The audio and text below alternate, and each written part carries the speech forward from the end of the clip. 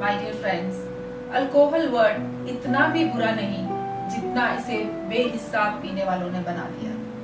कोई भी चीज जब एक्सेस में ली जाती है तो वो बॉडी को नुकसान पहुंचाती ही है, और वही चीज अगर विद इन लिमिट ली जाए तो वो बॉडी को फायदा भी देती है। लेकिन आज मेरी ये वीडियो उन लोगों के लिए है जो अल्कोहल लेते हुए अपने आप पर नियंत्रण नहीं रख पाते। ऐसे लोग अपनी बॉडी को तो खराब करते ही हैं, इसके साथ साथ वो अपनी फैमिली और इर्द गिर्द के लोगों को भी परेशानियां देते हैं। माय डियर फ्रेंड्स, मेरी आपसे ये रिक्वेस्ट है कि आप इस वीडियो के बारे में कुछ भी ओपिनियन फॉर्म करने से पहले, कोई कमेंट करने से पहले, लाइक डिसलाइक करने से पहले इसे पूरी तरह देख जरूर लीजिएगा।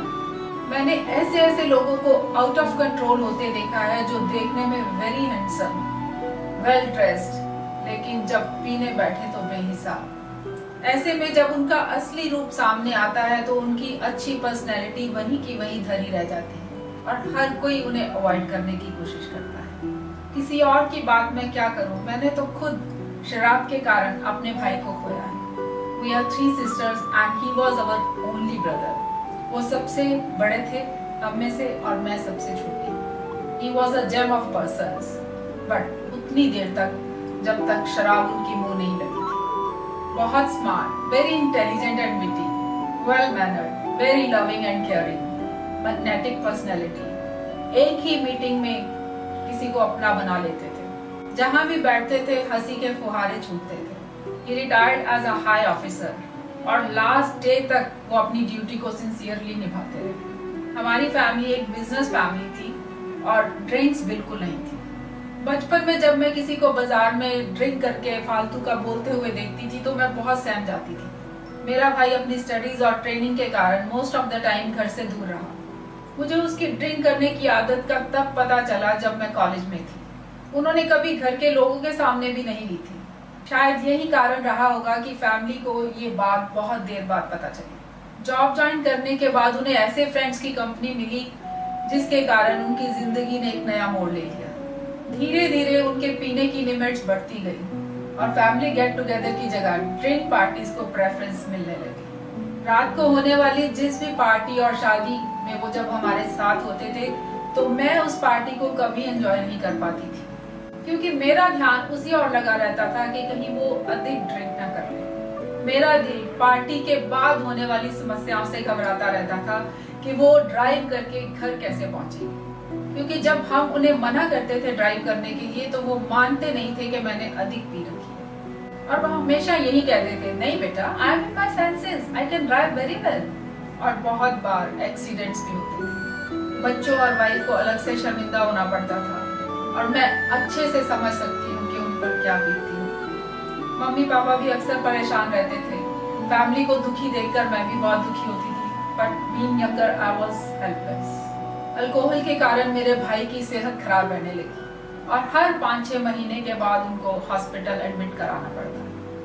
इतने कष्ट सहते रहे और हर बार ना ड्रिंक करने के प्रॉमिसेस करते रहे और तोड़ते रहे। मेरे दिलो दिमाग में अल्कोहल को लेकर बहुत नफरत हो गई, यहाँ तक कि मैंने अपने पेरेंट्स को बोल दिया कि अगर मेरे लिए लड़का देखोगे तो ये कंफर्म कर लेना कि उस घर में शराब ना हो, और अगर मुझे वहाँ कोई बॉटल दिखाई दे गई तो मैं उसी समय घर छोड़ के आ जाऊंगी। इस हद तक खौफ था मेरे मन में। थैंक गॉड हम तीनों बहनों को ऐसा ससुराल मिला जहाँ शराब का नामो निशान नहीं था। धीरे धीरे मेरे भाई की जिंदगी से अच्छे लोग कम होते गए और पीने वाले जुड़ते गए। लिवर सराइसिस के कारण बार बार उसके पेट में पानी भर जाता और इंजेक्शन से उसे बाहर निकालना पड़ता, और करते करते 62 की एज में उनकी डेथ हो गई।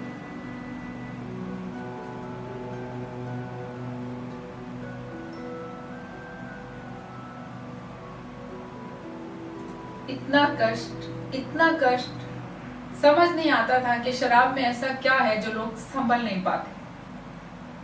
बात वही कि पहले इंसान शराब को पीता है और फिर शराब इंसान को पी जाती है। ये सुना हुआ था लेकिन देख भी लिया। माय डियर फ्रेंड्स, आज मैंने ये सब कुछ आपके साथ क्यों शेयर किया, बहुत सिंपल है।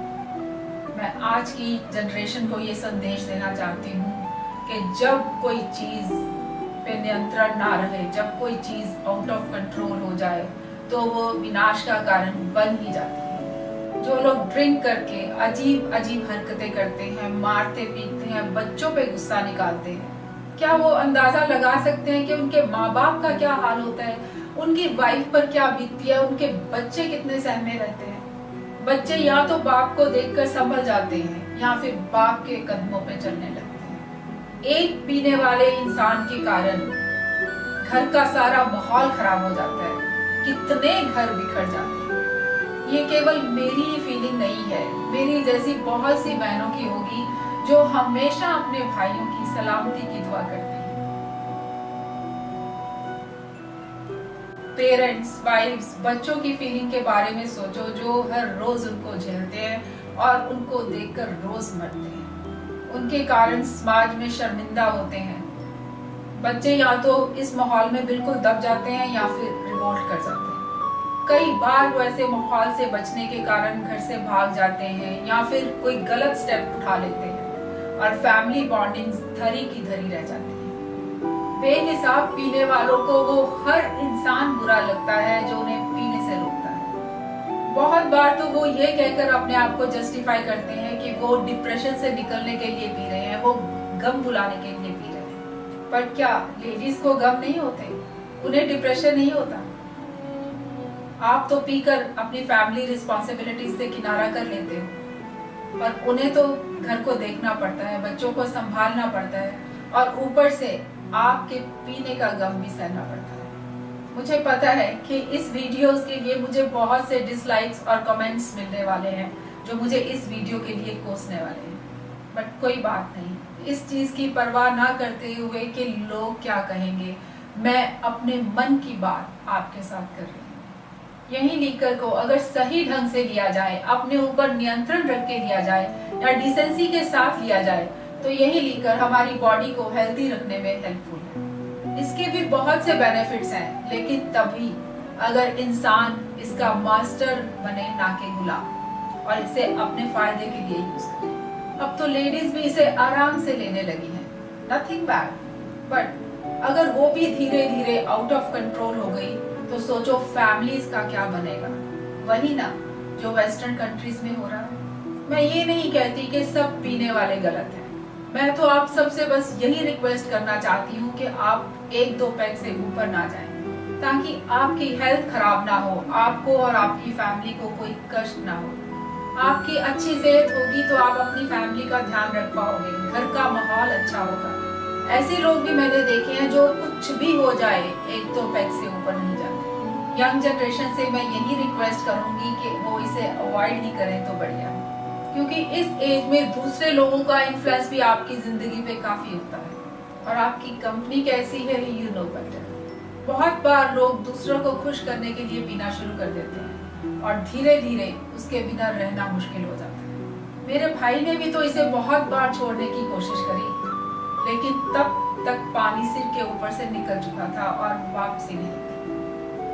इसलिए बेटर होगा कि आप 40 की एज के बाद ही लें, क्योंकि तब तक आप में वो मैच्योरिटी लेवल आ चुका होगा कि आपको कोई बहका ना सके और आप अपनी लिमिट में रहो। मेरी सभी पेरेंट्स और फैमिली मेंबर से भी ये रिक्वेस्ट है कि जब वो पहली बार अपने बच्चों को ऐसे हालात में देखें तो उनके साथ प्यार से पेश आएं, उन्हें अच्छे से गाइड करें। अब तो वैसे भी समय काफी बदल चुका है, पहले के कंपैरेटिवली लोग अब ज्यादा फ्रेंडली है अपने बच्चों के साथ, और होना भी चाहिए, ताकि बच्चे अपनी बात शेयर करने से घबराए नहीं और ना ही आपसे छुपाए। बहुत देर से मेरा मन था कि मैं आप सबसे ये बात कह सकूं, अपने दिल की बात शेयर कर सकूं, क्योंकि हमारी फैमिली दिल से चाहती है कि आप सबके घरों में खुशियां आए। सो मैंने ये वीडियो बना दी। अब आप इसे कैसे लेते हैं पता नहीं। मैं ये समझती हूँ कि मेरी इस वीडियो को देखकर आप में से एक भी इंसान संभल जाए या अपने आप पे नियंत्रण रखने की ठान ले, तो मैं समझूंगी मेरी ये मेहनत सफल हुई। उम्मीद करती हूँ कि आप मेरी फीलिंग्स को समझ पाओगे। Thank you for watching. All the best.